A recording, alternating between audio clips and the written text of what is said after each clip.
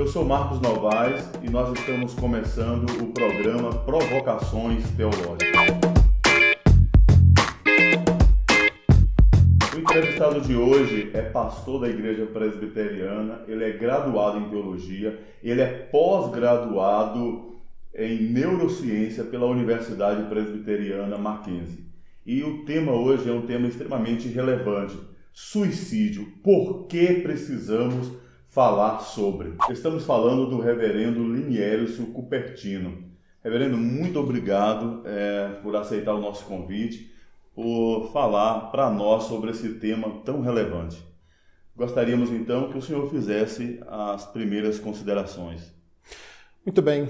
Esse é um tema, de um modo geral, muito pouco falado, né? Muito pouco visto na mídia, de um modo geral, né? Inclusive, os especialistas da área, né, entendem que os números, que são extremamente alarmantes, não vêm à mídia, né, e a gente não ouve tanto falar disso, justamente para não incentivar, né? Mas, de um modo geral, esse é um tema que de fato precisa ser abordado, pois trata-se de um grande problema na nossa nação e também nas nossas igrejas.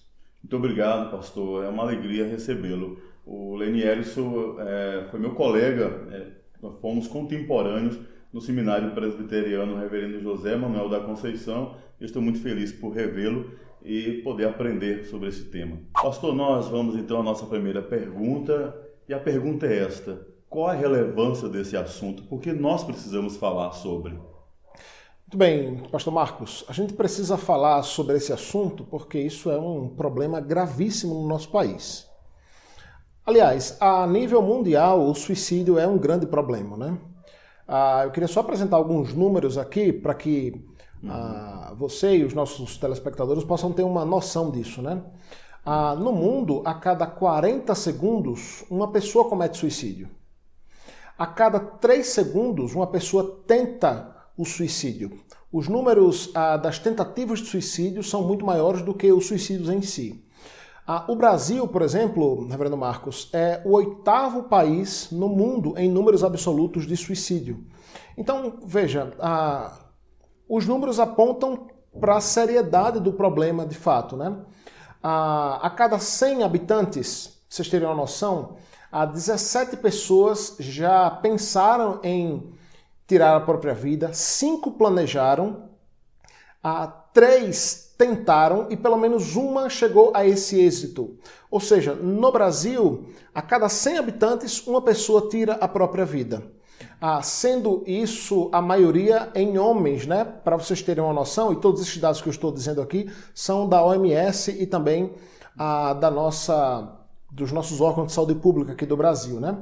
Para vocês terem uma noção, a terceira maior causa de morte entre homens de 15 a 29 anos é o suicídio, perdendo apenas para as causas violentas, né, de acidentes automobilísticos e etc. É a 8ª causa entre mulheres de 19 e 29 anos, perdão, de 15 e 29 anos, né?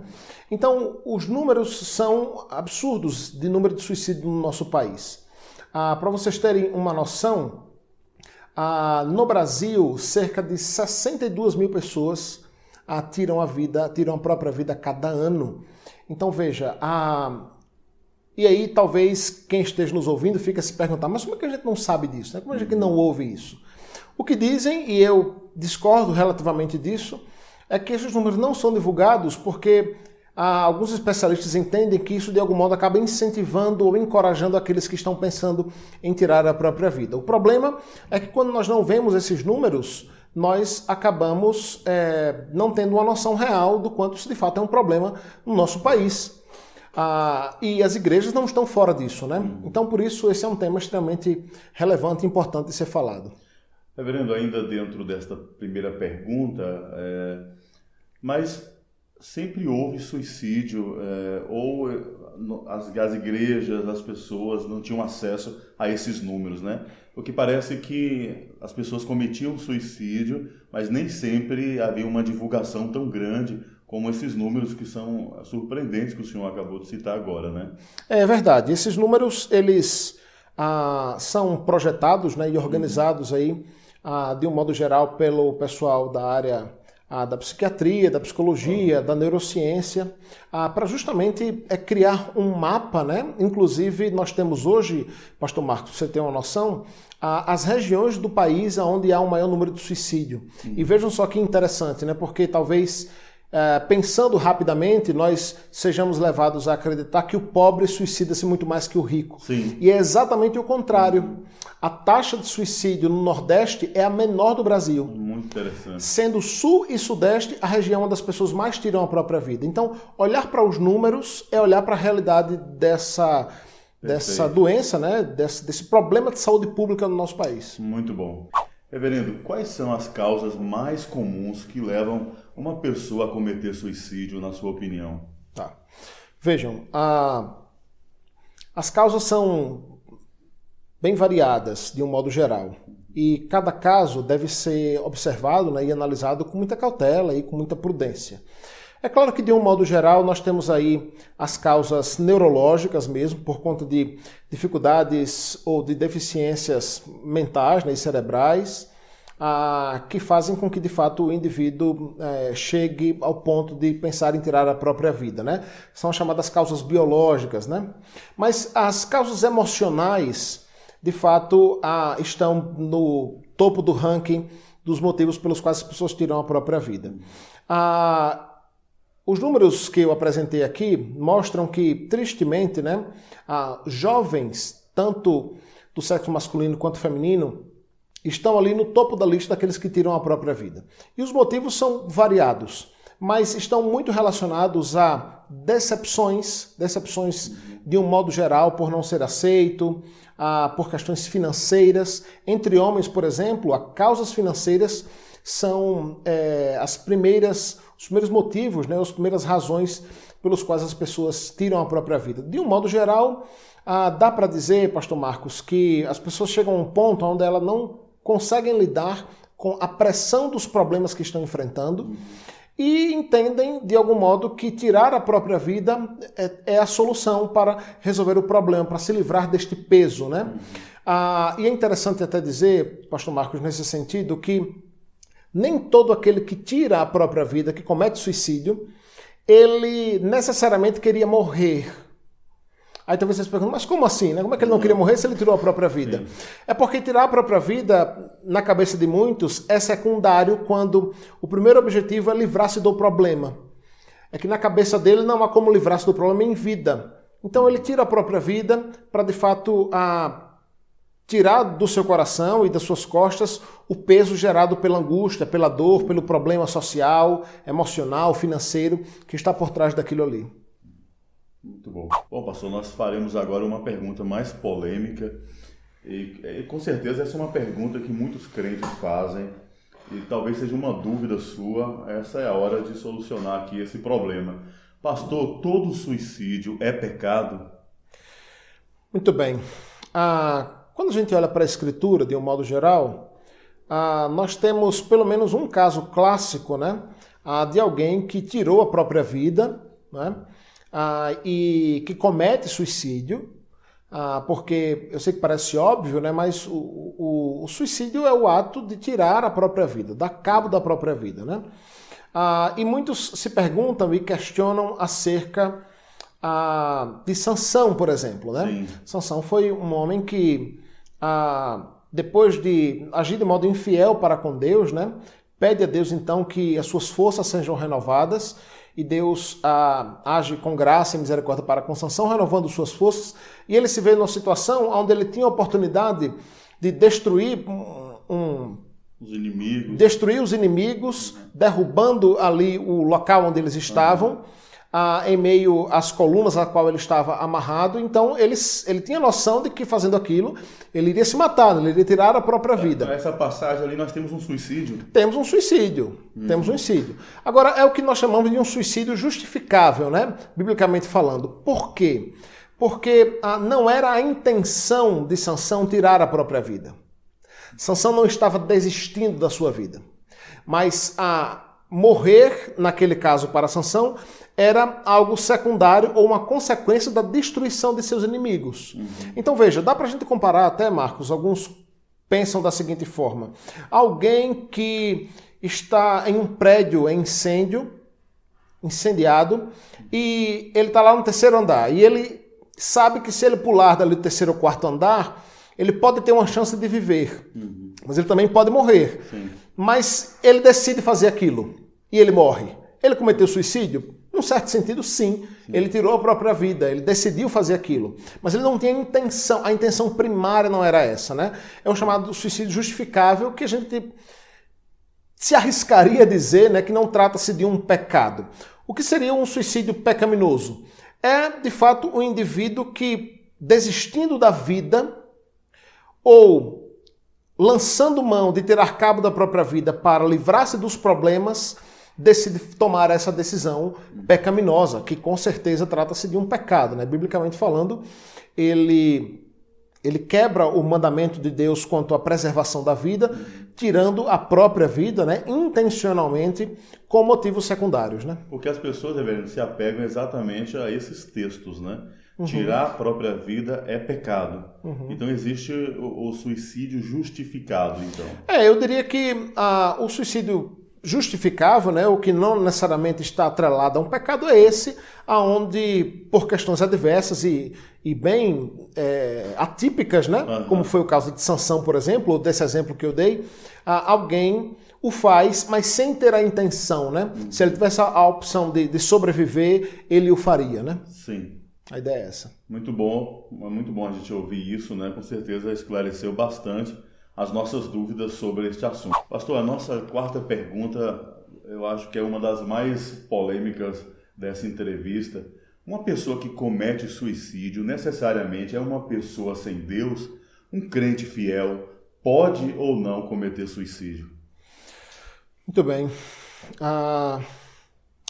Vejam, eu acho que é precipitado a dizer que alguém que comete suicídio é necessariamente uma pessoa sem Deus. Eu não tenho dúvida que a falta de Deus, a falta de uma perspectiva do que é a vida e da vida em Cristo, é a principal causa, é a causa majoritária para as pessoas que tiram a própria vida, que cometem suicídio. Contudo, eu acho que talvez seja bastante precipitado e complicado colocar nesse grupo todas as pessoas, sem exceção, que cometem suicídio. Então, eu creio que é possível, sim, que em meio a grandes traumas, dificuldades, lutas e tribulações, as quais sufoquem o crente, mesmo tendo ele um histórico de fidelidade ao Senhor e à Igreja de Cristo, ele seja então movido, né, pelo impulso gerado pela dificuldade e pelo problema, achando que tirar a própria vida é a solução, né? Então, eu gosto sempre de exemplificar com casos que, de fato, trazem um grande peso emocional para nós, né? Então, imagine um pai que, saindo para viajar com sua família, em um acidente de carro, ele perde a esposa e os filhos. Então ele acorda no hospital e ele percebe que ele não só perdeu a esposa e os filhos, mas como ele está paraplégico. E pouco tempo depois ele também recebe a notícia de que os pais faleceram em um outro acidente. Então vejam, muito semelhante inclusive o que acontece com Jó, né? Em uma série de acontecimentos e catastróficos na vida dele, né? Que, aliás, apesar de não fazê-lo, Jó é um indivíduo que deseja a própria morte, né? Sim. É um dos indivíduos que deseja a própria morte.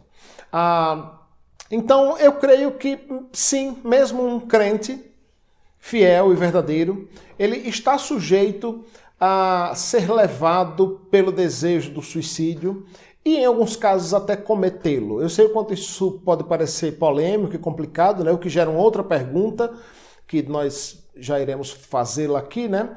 Mas a ideia é que, de fato, é possível sim que mesmo um crente chegue a esse estágio, a esse ponto, né? Não é o ideal, não seria o ideal, mas a gente sabe que todos nós estamos sujeitos a isso. Reverendo, mas isso que o senhor está colocando aqui não vai de encontro a tudo que, ou a maioria das pregações do que temos visto aí no evangelicalismo brasileiro, estas mensagens que o crente é vitorioso, que o crente triunfa nas batalhas, essas imagens sempre exaltando o crente, e parece que o crente nunca vai chegar a esse ponto de pensar ou mesmo praticar o suicídio. O chamado fundo do poço, né, pastor Marcos? Fundo do poço, porque o que o senhor está colocando aqui vai de encontro a muito do que nós ouvimos, né, do que temos visto por aí, ainda mais agora nesta crise. Alguns pastores, observando o famoso Salmo 130, chama aquele salmo do Salmo uivante, onde o salmista diz assim: das profundezas clamo a ti, Senhor. Estejam atentos os teus ouvidos às minhas súplicas, né, às minhas orações. Né? E você, parando para estudar, né, e para dar uma olhada ali na raiz, né, do que o salmista quer dizer com das profundezas, né, aponta justamente para esse lugar do fundo do poço, né, um lugar onde é dominado pelo frio, pelo medo e pela escuridão.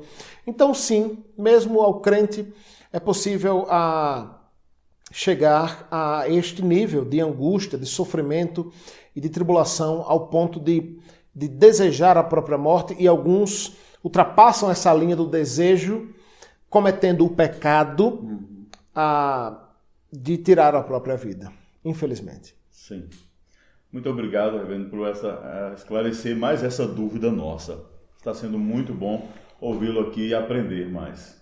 Bom, pastor, o senhor acabou de dizer que necessariamente necessariamente um crente pode sim cometer suicídio, uma pessoa pode cometer suicídio sendo uma pessoa fiel e temente a Deus. Mas a outra pergunta: ela perde a sua salvação? Um crente que comete suicídio perde a sua salvação? E essa é outra grande dúvida de muitas pessoas. Eu fui criado em uma tradição, na minha adolescência, uma tradição protestante, que se alguém cometesse um suicídio, automaticamente já estava no inferno. Como o senhor responde a essa pergunta? Pastor Marcos, talvez esse seja o ponto central aqui, né, o ponto alto desse papo, se falando da igreja, né? Porque de fato esse é um entendimento popular, né? Que há dentro do evangelicalismo brasileiro, né? A ideia de olhar para o suicídio como um pecado imperdoável e condenatório. Mas, para surpresa talvez de muitos que nos assistem, a ideia é o seguinte: não existe um texto só na Bíblia, um versículo sequer, que condene automaticamente ao inferno alguém por ter cometido suicídio. Né? Não há um texto na Bíblia, suicidas, não tem nada disso. Né? E a gente sabe que o único pecado imperdoável é a blasfêmia contra o Espírito Santo, que não é o suicídio. Então, não, o suicídio não é um pecado imperdoável, não trata-se de um pecado imperdoável. Logo, alguém não deixa de ser salvo por ter cometido suicídio.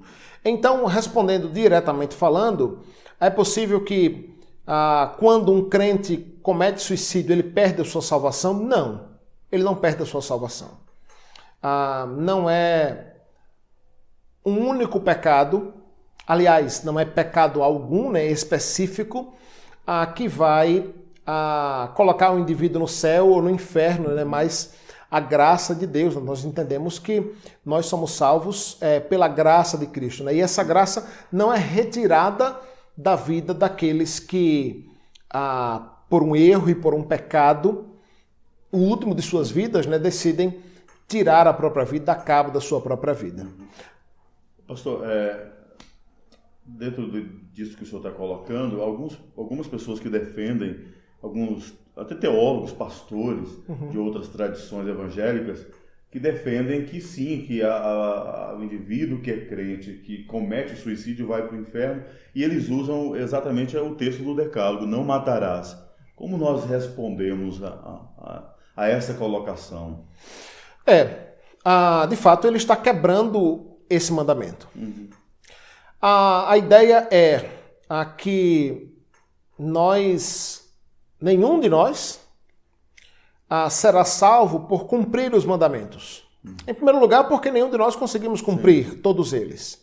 Em segundo lugar, porque assim, se condenarmos ao inferno um indivíduo que antes de morrer, ou melhor, que a sua última ação foi a quebra deste mandamento, certo? Tirar a própria vida. Então a gente também põe no inferno aqueles que cometem quebram todos os outros mandamentos, ou um deles, antes de morrer, né? O indivíduo que cobiça antes de morrer, o indivíduo que mente antes de morrer, que desonra aos pais, que desonra ao Senhor, que quebra o dia do Senhor. Então, a salvação não está baseada no cumprimento da lei, né? A lei deve ser cumprida. O crente fiel é aquele que se esforça para cumprir a lei do Senhor, porque ama essa lei do Senhor, mas não é isso que o salvará, né? Nem o descumprimento dela, que tirará a sua salvação, né? Até porque, pastor Marcos, se a gente crer dessa forma, né? O próprio apóstolo Paulo disse, olha, se é pelas obras, já não é pela graça, né? Sim. Já não é pela graça de Deus. E eu volto a enfatizar aqui que a graça não é retirada pelo fato do indivíduo tirar a própria vida. Agora, um outro ponto que é interessante nós enfatizarmos disso, que inclusive é utilizado como argumento de muitos, é dizer assim, mas pastor, ele morreu sem pedir perdão. Ele não teve tempo de pedir perdão. E aqui a gente volta a bater na tecla de que não é por algo que eu faça ou deixe de fazer, mas é pela graça de Deus. Até porque, se for este o argumento, quantos de nós conseguimos lembrar de todos os pecados que cometemos e pedir perdão por eles? Ora, o salmista, lá no Salmo 19, verso 12, diz, quem há que possa discernir as próprias faltas? Absolve-me, Senhor, das que me são ocultas. O que é que o salmista está fazendo aí? Ele está pedindo perdão a Deus por pecados que ele nem conhece. Eu costumo brincar dizendo que aqui é como o salmista está pedindo perdão no varejo, né? No atacado. Então, colocando ali os pecados que ele nem conhece. Então, não é a falta de oportunidade de pedir perdão a Deus, que muitas vezes o suicida de fato não tem, que vai fazer com que ele deixe de ser salvo, né? Não, definitivamente não é isso. Também não é bom o argumento, né, de que ele não era salvo porque ele se suicidou porque nunca foi crente, né? Ora, eu já ouvi, pastor Marcos, relatos, e a gente precisa ter muito cuidado com isso, né? Mas eu já ouvi relatos de gente crente que ninguém que convivia tinha dúvida da piedade deste alguém, mas que em meio a um grande trauma, em uma atitude impensada, tirou a própria vida. Tirou a própria vida. Então, de fato, eu acho que a gente tem que ter cuidado para não nos colocarmos no lugar de Deus, né, dizendo quem pode ou não pode ser salvo, né, quem é o que não era crente em Cristo Jesus. Logo, nós entendemos e admitimos que, de fato, o suicídio é um pecado, é uma grande afronta para com Deus, isso é importante que fique muito claro. Definitivamente não é a saída, não é a solução, porque a vida abundante em Cristo Jesus, mesmo em meio às lutas e tribulações, é isso que nos basta. Foi isso que Cristo disse ao apóstolo Paulo, né, quando ele roga que tirasse dele o espinho na carne. Cristo se volta para ele e diz, olha, a minha graça te basta. É nisso que nós devemos nos apegar. Então, definitivamente, nós devemos lutar, nos esforçar para que a vida seja preservada. Mas não é o suicídio quem tira a nossa salvação, né? E nem é o suicídio quem nos lança no inferno. O único que pode fazer isso é o próprio Cristo. Pastor, essa resposta que o Senhor nos dá é uma resposta também que enche os nossos corações de esperança. E os nossos ouvintes também, você que perdeu alguém, um ente querido que é crente, que morreu cristão, um servo do Senhor, porque era um constrangimento até mesmo para o pastor realizar um ofício fúnebre, né? Tinha aquele climão, o cara tirou a vida, a pessoa tirou a sua vida e agora está no inferno. E graças a Deus por este esclarecimento. Esta última pergunta nossa, última pergunta do nosso quadro Provocações Teológicas, é uma pergunta mais voltada para uma aplicação. Como identificar e ajudar pessoas com tendências suicidas? Talvez você conhece alguém aí na sua família, na própria igreja, na sua comunidade, que está enfrentando esse dilema, já tentou o suicídio. Quais são os sintomas? Como nós podemos ajudar, pastor?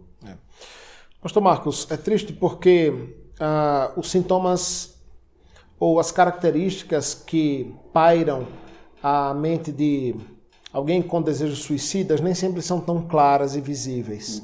É por isso que é um tanto comum quando sabemos de alguém que tirou a própria vida, e é muito provável que todos nós conheçamos alguém próximo ou distante que tirou a própria vida, e é um tanto comum as pessoas ficarem surpresas, dizendo assim, mas rapaz, fulano de tal tirou a vida, era uma pessoa tão feliz, tão alegre, ou era uma pessoa tão comunicativa, porque isso pode acontecer de fato. Agora, de um modo geral, você que de repente tem lutado, enfrentado estas coisas com desejos suicidas, ou que conhece alguém que os tem, eu creio que um acompanhamento próximo e cotidiano, no dia a dia, é extremamente importante. O isolamento social, não esse que nós estamos enfrentando atualmente por conta da pandemia, mas o isolamento social de pessoas que decididamente se afastam, né, e se isolam de outras pessoas, não querendo relacionar-se com elas, pode ser um alerta para com isso. Uma angústia constante, né? E os chamados problemas psicossomáticos, né? Atrelados às nossas emoções e sentimentos, como as crises de ansiedade, as crises de depressão. É preciso estar muito atentos a pessoas que enfrentam problemas emocionais de um modo geral. Então, é preciso estar próximos a elas. E se você enfrenta isso, lute contra esse desejo de estar só, porque, de fato, nós fomos feitos para vivermos em comunidade, né? Nesse sentido, então, pastor Marcos, a igreja, a comunidade, o corpo de Cristo cumpre um papel fundamental neste processo, nesse sentido, né? De estar próximo às pessoas e unidos uns aos outros. Coisas que a gente pouco ouve, inclusive nas nossas igrejas, pastor Marcos, é interessante também manter a saúde física em dia. Exercer uma atividade física ou uma atividade manual, sabe, ou o próprio relacionamento com a igreja, o envolvimento nas atividades é extremamente importante. A ociosidade é um grande aliado para os chamados problemas psicossomáticos, o que pode levar a questões mais graves, né? Além disso, existe muita literatura boa no nosso meio, inclusive da editora Cultura Cristã, editora Fiel. Existem bons livros, boa literatura que podem ajudar tanto indivíduos com tendências suicidas e também aqueles que pretendem ajudar, né, pessoas que lutam, enfrentam essas coisas. A ideia é que, se num estágio inicial você conseguir ajudar esse alguém, o faça acompanhando, orando, encontrando-se com ele semanalmente, buscando saber como ele está. Mas a ideia é que se você não consegue, não tem tido êxito, a ideia é que você procure o pastor da sua igreja, em alguns casos procure um médico, sabe, para que possa acompanhar esse alguém, evitando aí uma catástrofe maior. Amém. Pastor, foi uma alegria muito grande recebê-lo aqui no nosso canal. Muito obrigado pela sua disposição, disponibilidade. É por estas e outras entrevistas que você precisa se inscrever aí no nosso canal Espaço Teológico. As suas últimas considerações, pastor.